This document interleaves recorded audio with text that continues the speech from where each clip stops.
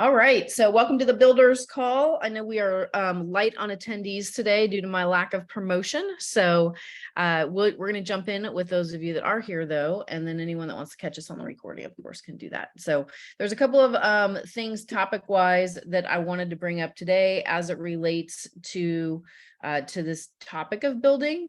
Actually, three things. Number one, EXPCon and how to leverage that in the best way. Number two, personal accountability and an asset that we're working on in the background for that, and do a sneak peek on that. And then number three, a little bit about environment. So those are the three things that I wanted to, and I'm referencing my notes that I have. If you see me looking over to the right-hand side, that's what I'm looking at. So in addition to those three things, Betsy, what will be important for you to connect about today? And then Debbie, be thinking about that for yourself as well. I've been working a little bit more intentionally with, agent attraction. So I did invite several agents to the EXPCon. And so I'm just trying to kind of figure out a way to, I told them, if you pay for your travel, I'll pay for the room. So trying to figure out how to get like a couple of rooms where we can like bunk girls and bunk guys in. So really that's the only thing. I didn't know if there was any additional like discounts or anything for that. But yeah, just trying to get more attendees. But yeah, we've been kind of ramping up since the Build conference on just inviting and showing value. Okay, cool. So we'll definitely come back and hit that a little bit. Debbie, what would be important for you on today's call?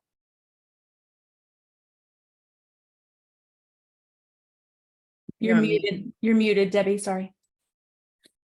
I think the personal accountability and the environment are huge in building that foundation to move forward. So I think that's going to be great for me, having more on that. Okay, great. Good morning, Cindy. Good morning, Leo and Scott.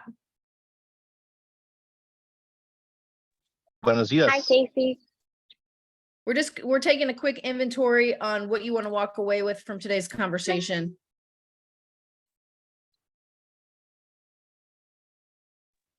I'll go. Sorry, I'm in a place where I can't start my video, but I would love to know how to get past the boundary of talking to an agent that is having difficulty in this market when I am also having difficulty in those markets. Ah, okay. That's a great topic. Perfect. Leo, how about for you? So besides that topic, what other topics do we have on the table, just so I make sure I don't say the same thing?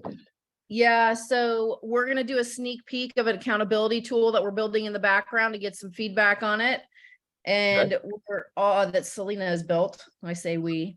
EXPCon and being strategic as far as positioning around that. And then we're going to talk a little bit about energy and environment. And you're all caught up. Okay, great. Sounds all like great topics. Maybe I'll just throw in follow-up. Like I do a lot of follow-up, but I'm curious to see what your follow-up process, or how you would follow up with prospects that I've been following up with, especially for a while. And yeah, maybe talk about that. I think it'll be a good topic. Okay, cool. And Scott, good morning. What would you like to throw in the agenda for today? Good morning. I guess I'd wonder if everyone had to do it over, what were some of the mistakes that you've made building your organization? I know Casey and Leo have a big one. I'm not sure about everybody else, but what would you do differently if you were starting over today? What mistakes have you made, or what mistakes are you seeing other agents in your organization make that you would eliminate?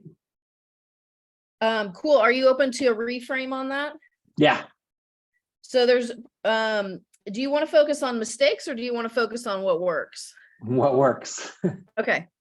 So we will focus on what would be the key things that work and to do more of. Okay. Okay, I like perfect. it. So let's start off with giving you a sneak peek on the tool. Selena, will you screen share?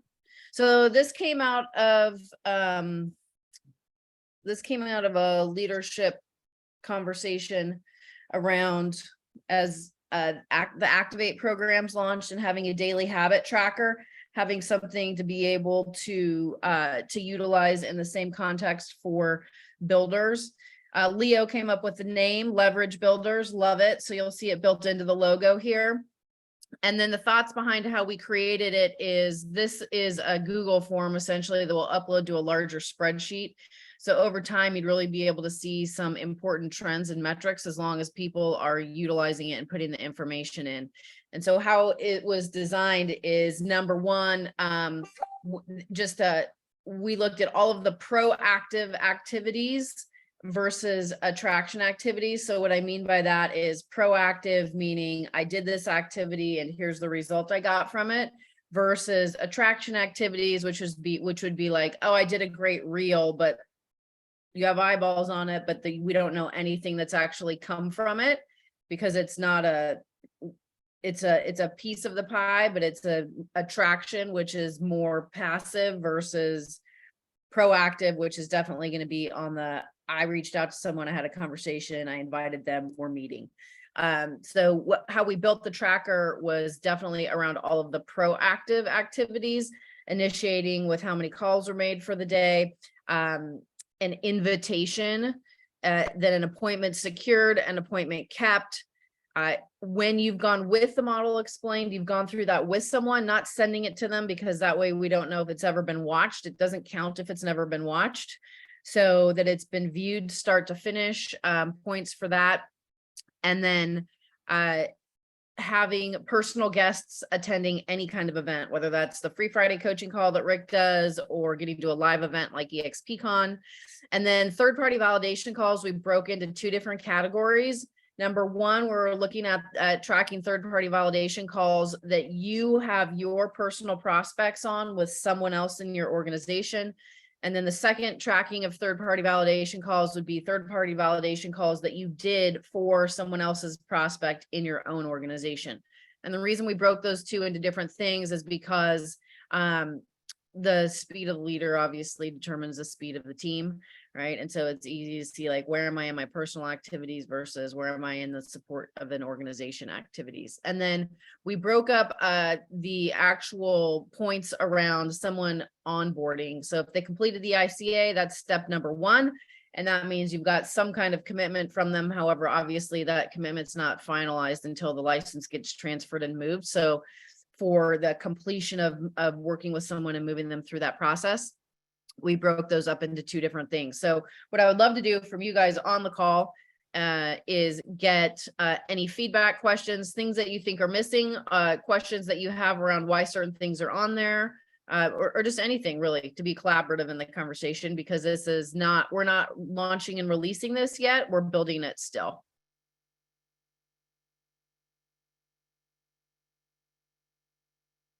Wow, it's perfect already. That's amazing. You know, are we that good?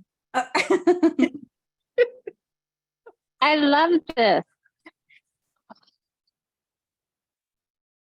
Did we miss something, guys? Do you feel like there's something that I think it's awesome. I like every day in the day, I like to think about my wins for the day. Whether that's like getting a listing or getting an agent to watch the video. So this is awesome because it breaks it down into points. So it gives you like more wins to think of during the day. Like every little step could be a win, not just getting someone to sign up, but getting them to watch the video, getting them to come to an event, all this stuff. So I like it. Well, and Scott, the idea behind it, so just so you know, for Daily Success Habits is over time, when you collect your data, you start to know how many calls it takes to actually get an appointment. You start to know your numbers and you're like, oh, when I make 27 calls or 27 contacts, I tend to set an appointment, and however many appointments I have starts to equal how many people sign up. Your metrics start to come out of collecting the data. And when you're feeling maybe a little bit down, you're like, I haven't gotten any appointments. You can be like, okay, well, I've only made 12. If I make 27, I know what that looks like for me. And then you can, if you're competitive with yourself, like I am competitive with myself, you start to work to improve your numbers. And you're like, what can I do differently? What am I asking? What am I saying? And how do I improve that? And then you show up to, I don't know, maybe these calls. And you're like, you're learning from other people who are doing it to get better and better at those things. So the Yeah. number, it's more than just like tracking it and seeing it. It's more about utilizing the data as it comes in and saying, as a coach, whenever I track daily success habits on the other side for production, I can see exactly where I coach someone based on what their numbers are. Like if I see that they're making all these calls and they're never setting appointments, I can tell you that they're not asking for the appointment. I'm going to say, let's talk about what you're saying on the phone. If I see that they're going on all these appointments kept and no one's ever moving forward, I'm going to say, let's talk about what's happening when you're actually at the appointment kept, right? We're going to coach on that. So it's more than just tracking the numbers. We start learning what to coach you on. Yeah, I built my business the same way with like calling FSBOs and expireds, right? And all this stuff translates with tracking your numbers and knowing where your weakness is. Like if you're setting a lot of appointments but not getting listings, you know your listing appointment probably needs work. So exactly. So good stuff. For somebody that's like committed to growing and doing this, right? This is also a great thing that you could go to like anybody that is seriously engaged in building, right? And say, like, if you came to me, Scott, and said, hey, Casey, I want some coaching on the, attraction and recruiting building side of my business. I'm not really able to coach you on anything other than feelings if you don't have, the data, right? So if you're able to say, look, here's the last 90 days of my business, and then we can go, okay, what do you see as you look at it? Number one. And then number two, what do I see as I look at those same things? And this kind of goes into what Betsy was saying of like, yeah, we're, inviting. Now we can get into the quality of an invite conversation. And is that like, hey, I've got space, do you want to come? Or is that an invite that sounds more like, hey, listen, we're doing something really special. Like I'm willing to invest in colleagues and people in my industry for people that are willing to invest in themselves. I only have 5 spots. If you want to be one of them, here's what it looks like. I need a confirmation of your flight and that days you're arriving, days you're leaving, and then I will invest in you and your career as a colleague of mine by having a space for you in a room.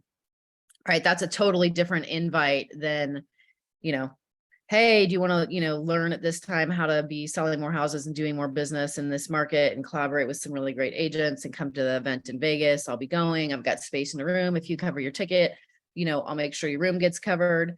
You can feel the difference in those invites, right? One has urgency. One has like get in, get out. One has, they're totally different conversations.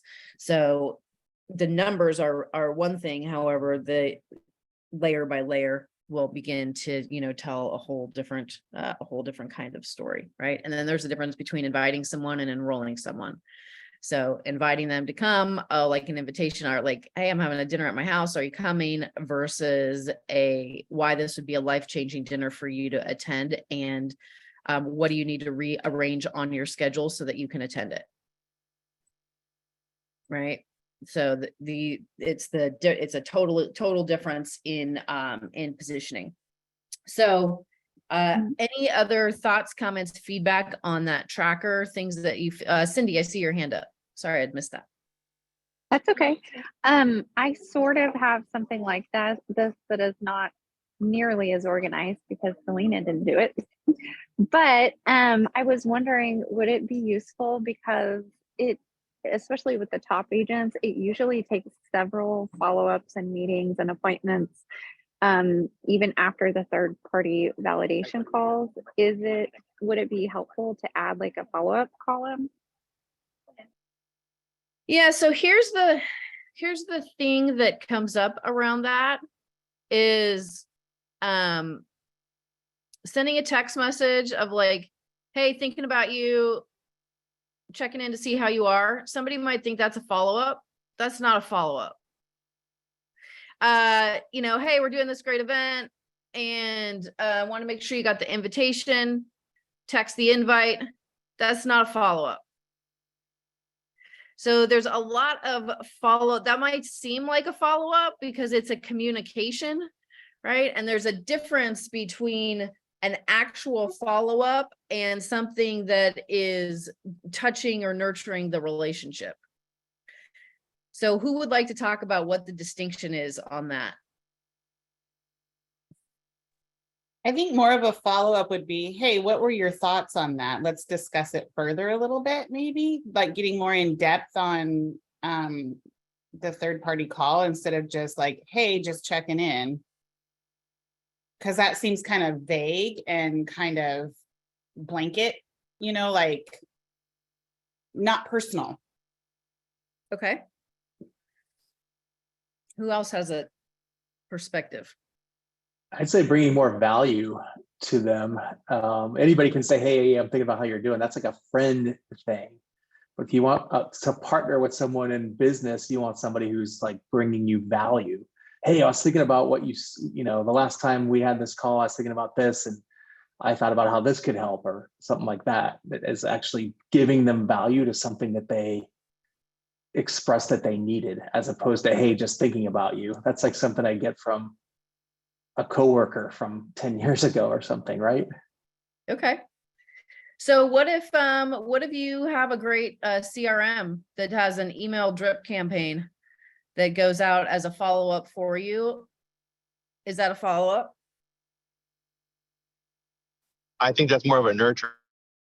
That's a nurturing tactic, right? So that would be, from my perspective, nurturing, and then also sending out an event or something like that would be nurturing.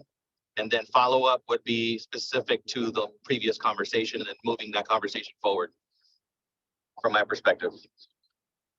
Okay, cool. Betsy, I see your hand up as well. Yeah, my question was more along the tracker and what does that look like? Maybe I missed a screenshot of it, but is it a tracker like a graph or an Excel sheet, or what does that look like? And you said that's daily pretty much, right? Yeah, Selena's going to screen share it again. So adding, and what we're talking about is, are you able to see it, Betsy?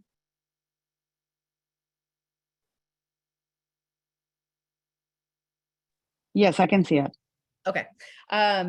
So if we were to add follow-up on here, it's definitely in the context, how we would use follow-up in the context of counting it for points on a daily tracker, is that it has been a conversation that is building upon previous conversations for somebody that is going through a multi-exposure, multi-touch process that is in some kind of due diligence. So Casey, I think her question was based on like what happens after this. So Betsy, is that accurate? Like what happens after you submit it? Yes. What Okay. is that? What is that like? How do you see the progression of it? Is it like a chart or Excel Yeah, let me sheet or- show you what it looks like right now in the class that I'm teaching. So hang on one second. Let me switch over to like leaderboard. So like, let's say this is where like my students right now in Activate, their scores are coming in. So when they submit their daily success habit trackers, you see how I've got it. Like, so let's say that the idea is that we've been asked to run this as a class, right? For agent attraction, their scores come in. Now I can see it. This is the full thing, right? So this is everybody coming in, calls made, contacts made, texts sent based on days, etc. So it would come in and we could track it by individual person, or we could track it by calls made. And I've got all this data coming in as a result of the forms being sent in by all of these people. At the same time, every time someone submits that tracker to me, they get a PDF of their individual tracker as well for 30 days. So in this class that I'm teaching, you can see everybody submitting their information so that we can compile that data over time. So that's what's happening right now with it. Does that answer? Okay, perfect. Yes, that answers. Thank you. You betcha. You betcha. Okay, so Selena, it sounds like we add a follow-up column on there. Can I just be devil's advocate for a minute? Yeah. Okay, so I love you all.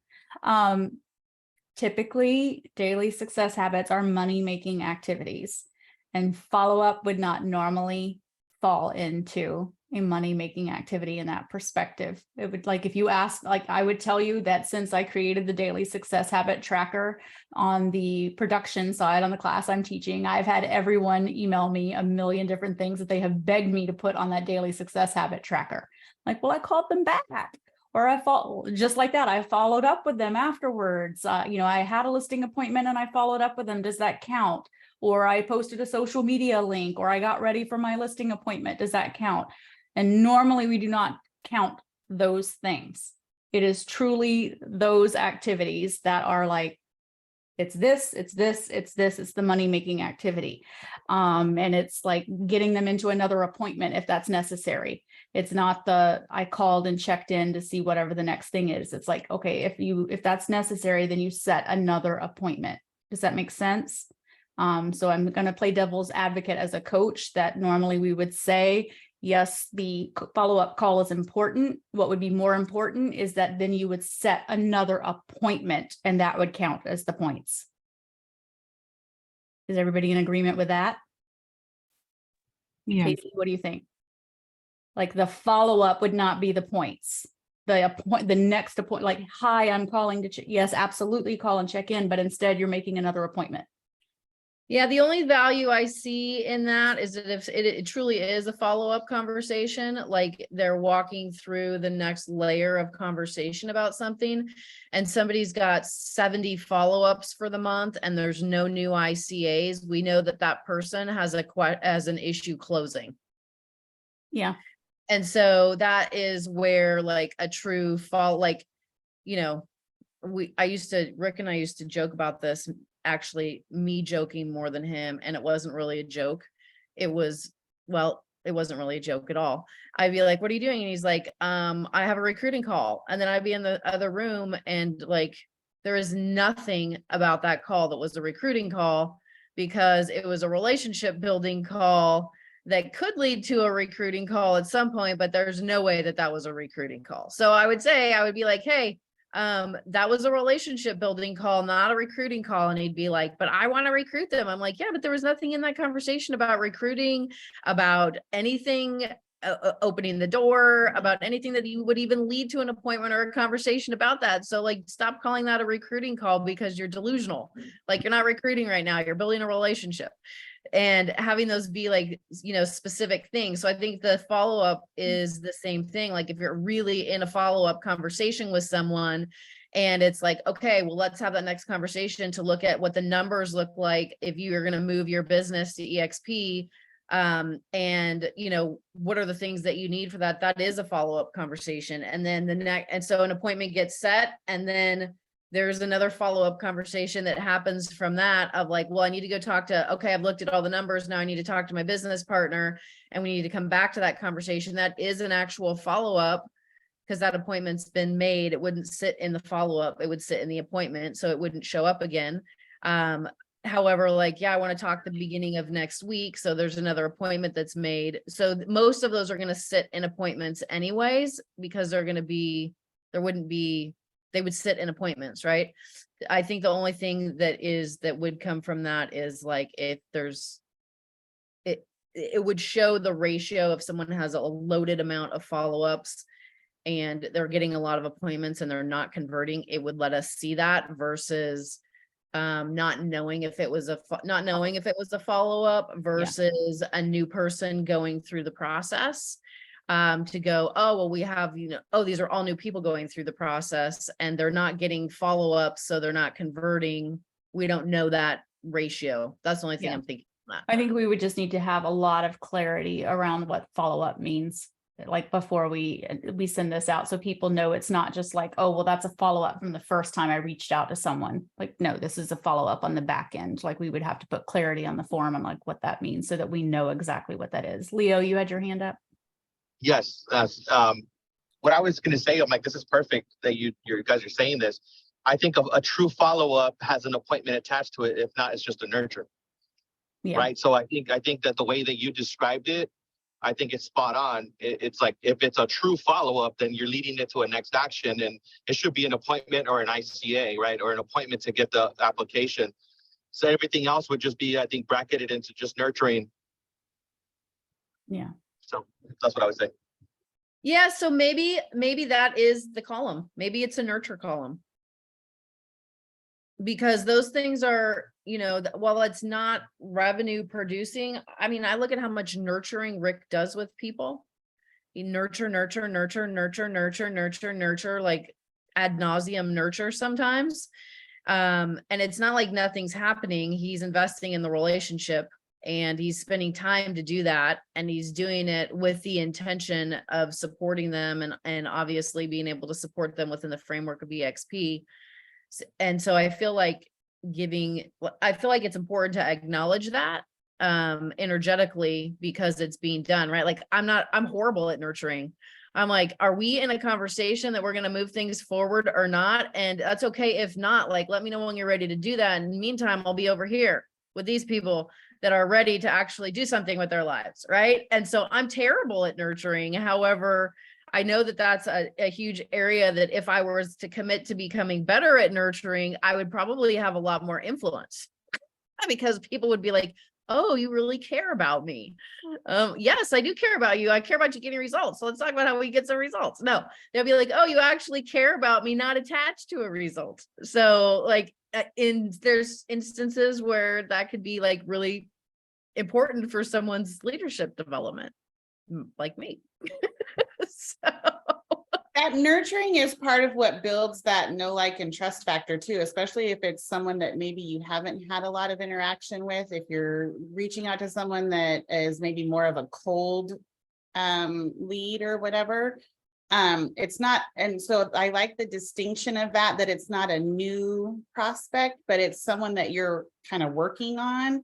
And that nurturing is trust building, confidence building, and that, you know, exploring kind of thing and fact finding, I think. So I think that that's kind of with some people, a necessary component, because a lot of people are real reluctant to just jump. I mean, there is some that do, and then there's some that are like, whoa, hold on, I need to know a little bit more. And it takes a few more phone calls. But I think those efforts are necessary for some people. Yeah, I mean, we have someone right now in our organization that is a top producing agent that's at Mega Camp. It's at KW Mega Camp right now. We're like, and she sent a picture of her with Rick's nephew from the event, and we're like, what are you doing at Mega Camp? And she's like, oh, my friend invited me to come, you know, to keep learning in my real estate business. And she said it was no strings attached. And I'm like, wow, this is such great feedback on how we've missed the boat somehow, right? Of like, wow, all of the learning and building available at Build, all of the learning and growing available at EXPCon coming up. So, yeah, like that nurturing, there's something about nurturing for sure. Before someone's in your organization and after they're in your organization, right? Okay, so Leo, on the follow-up process, you said, you know, you're in a situation where you've been following up with someone for a while. Tell us more about that and, you know, specifically diving into it. Yeah, I just wanted to kind of figure out I have a lot of people, like now that I've classified it with this conversation, I have a lot of people in nurture. And that's something I do at a high level. I nurture a lot in the beginning and also afterwards, right? So the nurturing process is still a big part of it. So I just wanted some more context of people that maybe in the nurture process that I want to get them back into a follow-up, right? And I guess it's just going to be, I'm saying this out loud, it's just going to be getting them on another third-party validation call. But I'm just curious to see what your follow-up looks like, and maybe to reinvigorate somebody that you haven't, you know, maybe they've been in nurture for a while and now you want to get them back into a follow-up and an appointment, right? So it's just setting the appointment, I guess. So. Yeah. So, I was talking about this. I forget who I was talking to. It was just within the last few days. Oh, Yeah, I remember now. So it was about the time of year that we're going into Q4, where a lot of people are looking at, their kind of their year in review, how much they paid their broker, what their business looked like, are they growing, are they getting what they needed? And so a lot of people, this is the time they start to poke their heads up and will be open to, things. And we know that it's a season, it ends up being the kind of a great season for people in this recruiting conversation. And so to reinvigorate or to reopen up conversations, I found what works really well is just is the direct approach, which is, at times in the past, we've been in this conversation of XYZ. And what I remember that you said was important to you as why we were even exploring or looking at that was XYZ. Tell me about how that's improved or changed or, taken shape or progressed since we were in conversation about it. And then it becomes a conversation of doing something different to get something different. And are you ready to go into another year where you're in that same spot next year? Or are you in a place where you are ready to have a different result, which means being willing to do something different and start to navigate that conversation? And I find that is a great conversation it's a check-in first off. It's and in the kind of the recap of what was important to them when you were in a more active conversation, like how that's moved along without having us as a solution or a support for that. And then this is really just a checking in on the energy of the relationship and a timing factor, right? And so maybe the time's not right now today. However, maybe it's going to be in the next 3 to 4 to 5 months. So like, how do we strategically start today to move you in that direction so that when you're ready, you're ready. And then now you're in a continual follow-up conversation with them of here's what there is to do next. Here's what there is to do next. Here's what there is to do next, which is moving them towards that end objective. And you being the person that's guiding them through that process, right? So it was over the weekend, I took a call from someone, the wife of someone who's in our organization, and she recruits and has been recruiting in a different industry for years, and is looking at what if she took those, and what would that look like, and does she want to do that within, EXP and make a change? And so I, in our fact-finding conversation, it was like, how long have you been recruiting? What do you love most about it? What would you say that your strengths are that have made you successful with it? And, why would you be looking at transitioning that here? What's the number that you need to hit to have that make a transition? Are you doing both for a while? And how long does that look like? And so we had all of that conversation. And then in the context of next steps, it was go watch the Builders Boot Camp and watch the model explained, because she's never seen the model explained, doesn't know, she's not in real estate, right? And then when you've done those things, you get back to me. So if it was, I handled that differently from a follow-up perspective because of her personality style and being like she has a strong personality. So I want her to be driving that conversation, and I created enough value in that conversation for her to do those things and get back to me versus if it was my personal prospect and someone that I was working with versus the spouse of somebody that's already in our organization, I would have said, does you think that realistically is going to happen over the next 2 to 3 days, or when? And then let's get a time on the calendar to pick up where we left off, right? So there's just so many nuances around following up, and it's really the higher context of the conversation is checking in on the energy of the relationship, and the energy of where that person is at. And are they stalled? Are they stuck? Are they breaking through? Are they in growth? Are they ready for change? And being able to identify that based on the conversation, and then again, be that person that's walking them through and facilitating whatever that next piece is going to be. And Leo, in your instance, because what you're doing full time is recruiting and building, you like to just say like you're in a nurturing, like, listen, what lights me up is investing in people and helping them win and get what they want, which is why I've continued to reach out to you and nurture our relationship, However, I don't feel like I'm helping you get what you want based on what you told me you wanted in our previous conversations. And so what would it look like? You know, are you open to having a conversation on how we could align more closely together so that, you know, I can live in my passions of helping you win at a higher level and you can get more of what you want?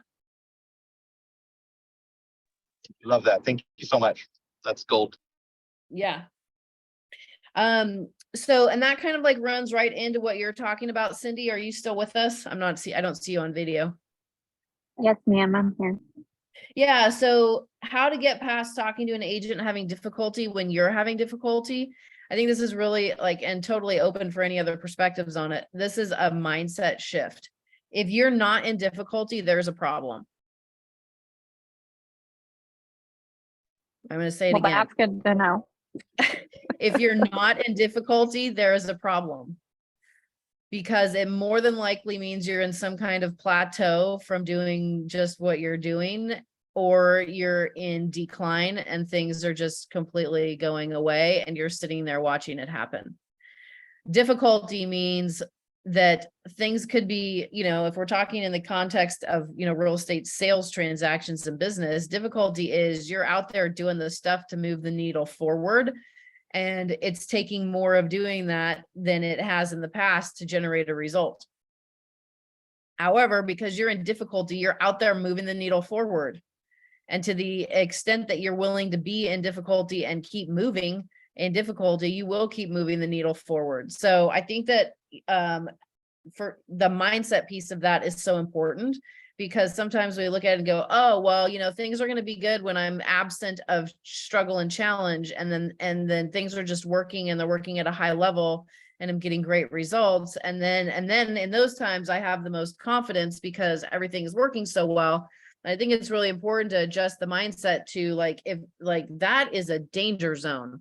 Like if that is the space that you're in, that is a danger zone, because it means there's no resistance to drive you forward to keep growing. And it becomes an illusion of where you're actually at. And then over time, it will become, you know, very clear where you're actually at. So like, there is always difficulty going on for us, always. And it's not like, oh, I need the drama, I need the difficulty to feel good about myself. No, the difficulty is self-imposed, like, because we're continuing to grow and we're continuing to stretch, which brings up more difficulty. That's the internal stuff. And then externally, there's things that are happening in the environment all the time, changes in the market, changes in agent productivity, changes in, you know, attrition, changes in who's plugging in, who's plugging out, like all those kinds of things that are external things that create their own set of difficulties, which are opportunities to get better and step up and, you know, step through, which is why you see a continual evolution and looking to grow and shift with what we're doing here. So totally open to any other perspectives or feedback on the topic though. I love everything you said. I call it positive pressure. So thank you for sharing, Casey. Yeah. Cindy, how did that land for you? I love that. And I love what Leo just said too. That's a great way to get your mind wrapped around what's going on. Yeah. And here's the thing is like, the question then becomes, do you do it alone and on an island, or do you plug in and do it with other people that also want to win? Right. So if you're having a conversation with an agent that's also having difficulty, okay, great. Like you're having difficulty, I am too. It's for different reasons. However, we're committed to growing through it and winning. So are you aligned with people that you're going to win with through the difficulties?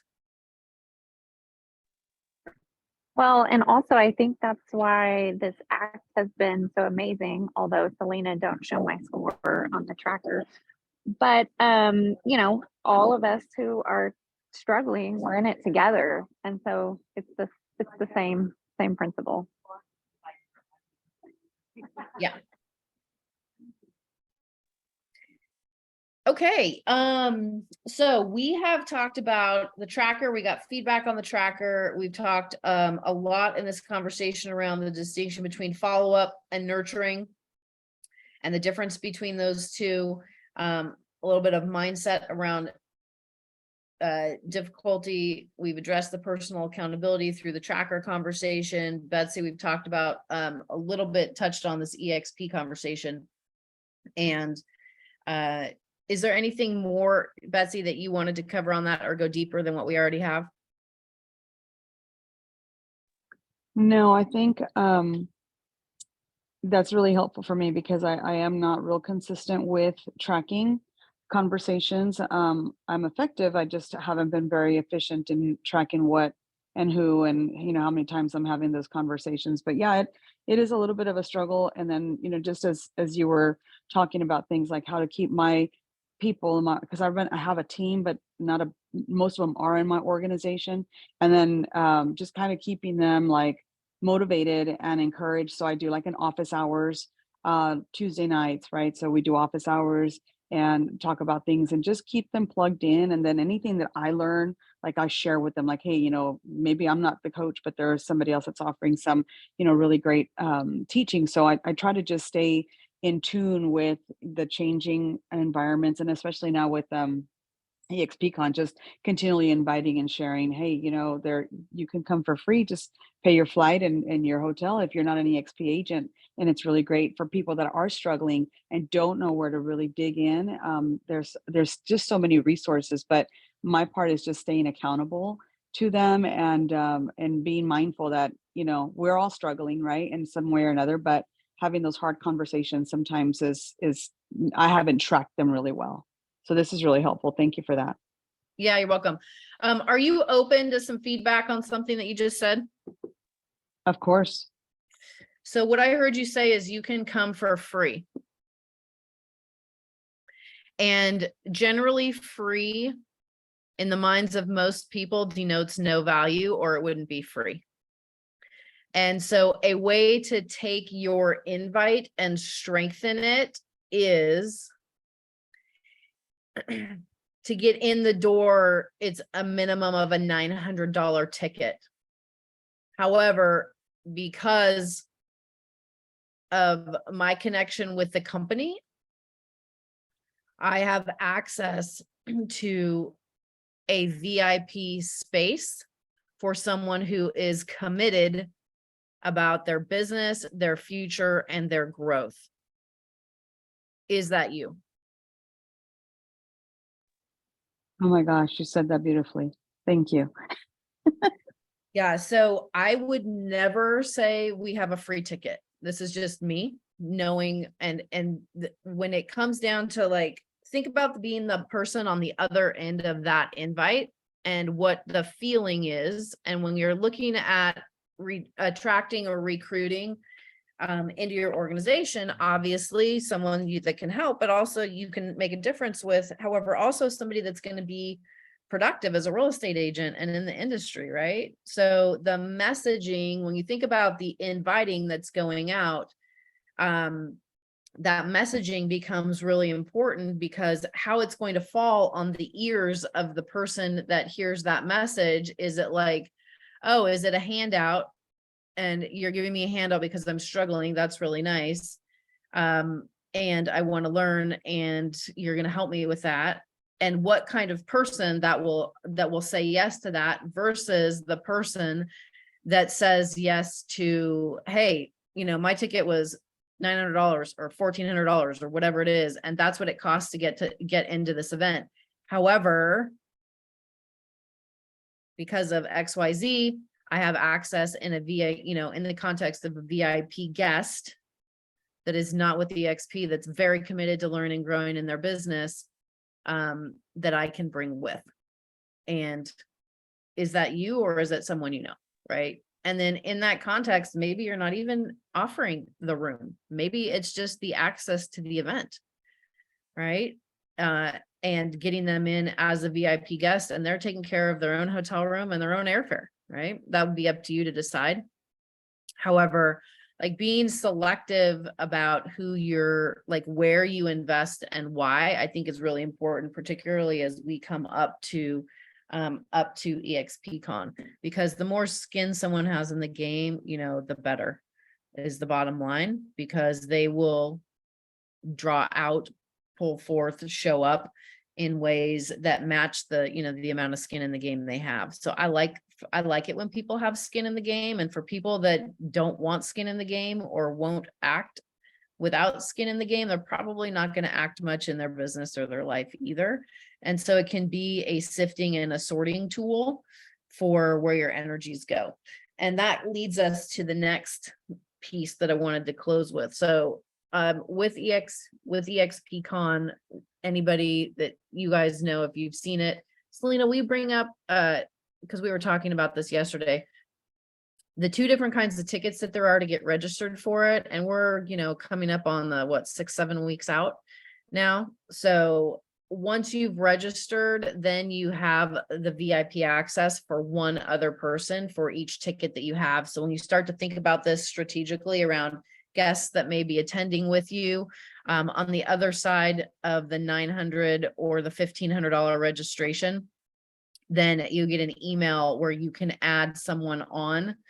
And if you have other agents that are going to EXPCon, however, they're not big on attraction or recruiting, this could be important for you to know as well, of like, who are those agents and the ability to use their VIP access for more guests that you may be bringing to be able to extend that offer to. So that from a strategic standpoint is important, particularly as we're getting into the next 6 weeks. However, what I'd like to do as we close off this call is just have everyone close your eyes for a minute. Unless you're driving, in which case do not close your eyes, Leo.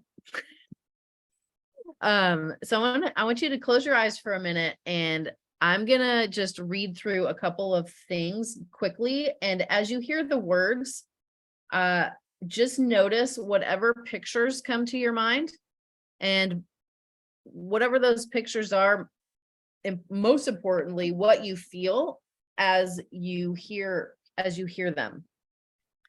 Time well spent, thriving lessons, dream machines, the best is yet to come, embracing your legacy, a work of art crafted with love to make every single now count forever.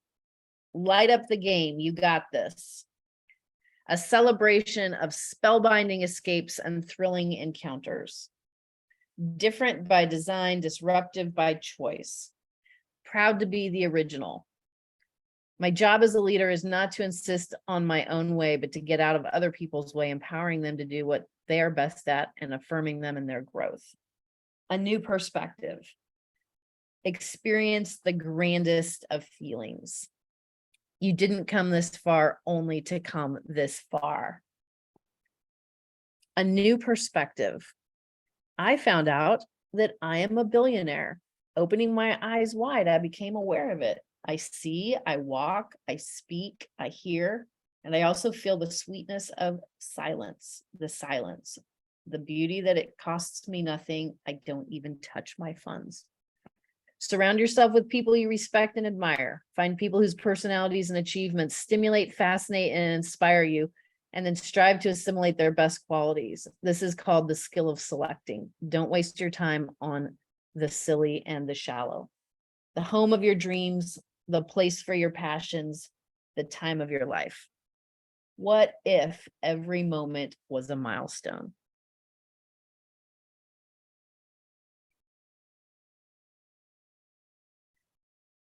So as you open your eyes, I got so inspired as I was throwing away magazines. I don't know if you guys can see those. You can't see them because they're on blur. I was going through, and we had this pile of magazines, of Robb Report magazines and Success magazines, and I started just clipping out things that spoke to me, that when I read them, like energetically inside, I was like, oh wow, I got excited, or I got inspired, or I felt like, oh, really just all this range of different things. And so I clipped out, and normally it's just, they say if you're going to do a vision board, you want pictures on there. It was a really interesting experience. It wasn't the pictures that brought any kind of those feelings to me. It was the messages, right? Yes, Leo, I will send it to you. And I've been sitting here doing this call today in this energy of all of this language that is like palpable, right? I mean, literally it is 5 inches from my face. And so as we finish off this conversation today in this context of attraction, recruiting, following up, like building all the things that we're doing, I'm asking you to check in on the energy of your space in your mental life, in your emotional life, in your physical life, in your spiritual life.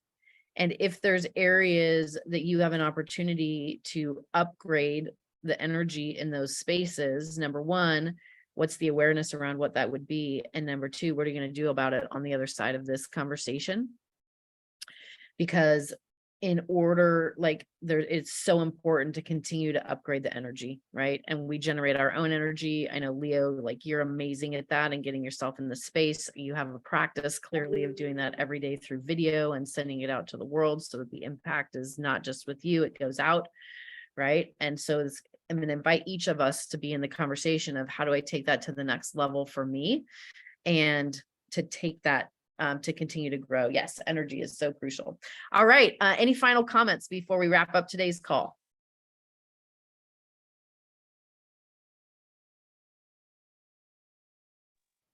I love it. I love it. Thank you so much, Stacey. This just gives me a context of where my focus should be, right? With in the context of following up and everything with Agent Attraction and building this organization, that literal statement is like, oh, this is like it's like a compass in a way, right? That we could have our energy around. So it was very refreshing. So thank you for digging through your magazines and finding that. That's like so spot on right now. So thank you.